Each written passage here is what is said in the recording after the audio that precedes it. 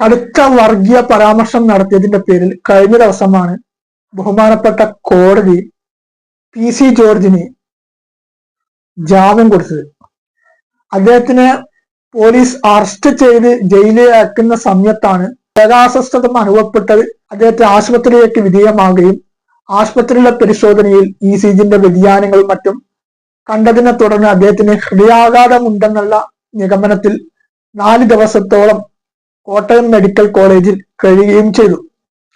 പിന്നീട് കോടതി ഉപാധികളോടെ ജാമ്യം ഹോസ്പിറ്റലിൽ വെച്ച് തന്നെ കൊടുത്തതിന്റെ ഫലമായിട്ടാണ് അദ്ദേഹം ജയിലിൽ കടക്കാതെ പുറത്തു വന്നത്.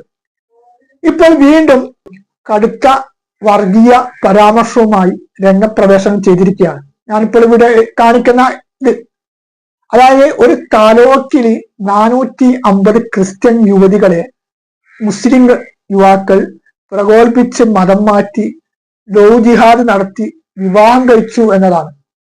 അദ്ദേഹത്തിന്റെ സ്വന്തം മകന്റെ ഭാര്യ ആരാണ്, ജഗതിയുടെ മകൾ ആരാണെന്നും ആ വ്യക്തിയെ മതം മാറ്റിയിട്ടാണ്, അതായത് മാമോദിസ മുഖ്യത്താണ് ഈ വിവാഹം കഴിച്ചതെന്നൊക്കെ അദ്ദേഹം തന്നെയാണ് പല ഇന്റർവ്യൂവിലും പറഞ്ഞു കേട്ടതായി ഞാൻ കണ്ടത്. ഇവിടെ രാഷ്ട്രീയത്തിലെ ഏറ്റവും ഒരു മാലിന്യ വസ്തുവാണ് PC ജോർജ്. അവസരം കിട്ടിക്കഴിഞ്ഞാൽ, അതായത് എവിടെയാണോ അവസരങ്ങൾ കിട്ടുന്നത് അവിടെ വശം ചേർന്നുകൊണ്ട് അതിൽ ആളാവുന്ന ഒരു വ്യക്തിയാണ് ഇദ്ദേഹം. പല രീതിയിലുള്ള മാണി കോൺഗ്രസിൽ നിന്നാണ് അദ്ദേഹത്തിന്റെ രാഷ്ട്രീയ പ്രവേശനം.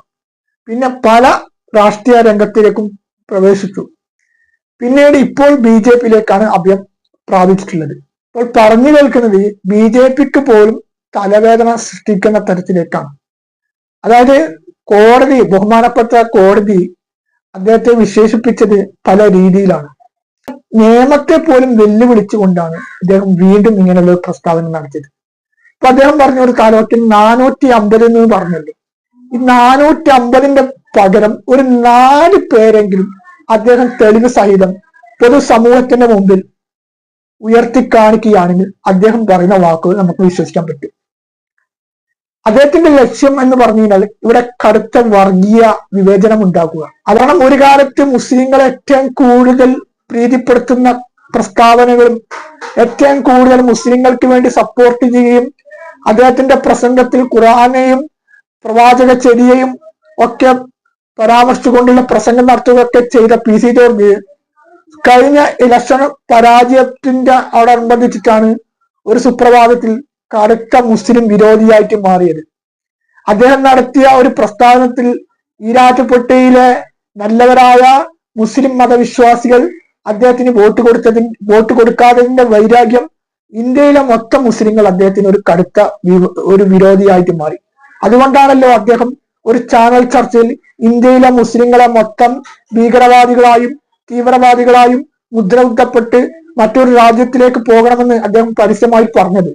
അപ്പൊ അതിനെ തുടർന്നാണ് അദ്ദേഹത്തിനെതിരെ കേസ് കൊടുത്ത് ഹൈക്കോടതിയിൽ പോലും മുൻകൂർ ജാമ്യാപേക്ഷ തള്ളിയതിനെ തുടർന്ന് ജയിലിലേക്ക് പോലീസ് അറസ്റ്റ് ചെയ്ത് കൊണ്ടുപോകുന്ന സമയത്ത് ദേഹാസ്വസ്ഥത അനുഭവപ്പെട്ടു. അതായത് നെഞ്ചിറപ്പുള്ള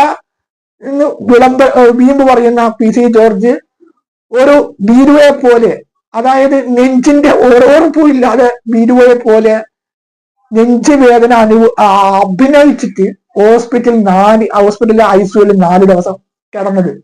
പിന്നീട് കോടതി ജാമ്യം കൊടുത്തിട്ടും ആ നിയമത്തെ വെല്ലുവിളിച്ചുകൊണ്ട് ഇങ്ങനെയുള്ള ഒരു പ്രസ്താവന നടത്തുക എന്ന് പറയുമ്പോൾ ഇദ്ദേഹങ്ങളൊക്കെ ഏത് രീതിയിൽ വെച്ച് പുറപ്പിക്കാൻ പറ്റും? ഇവിടെ നിയമത്തെ കൊഞ്ഞനം കുത്തുകയല്ലേ ചെയ്തത്, നിയമവ്യവസ്ഥയെ ഇദ്ദേഹം വളരെ അങ്ങേറ്റം അപമാനിക്കുകയല്ലേ ചെയ്തത്.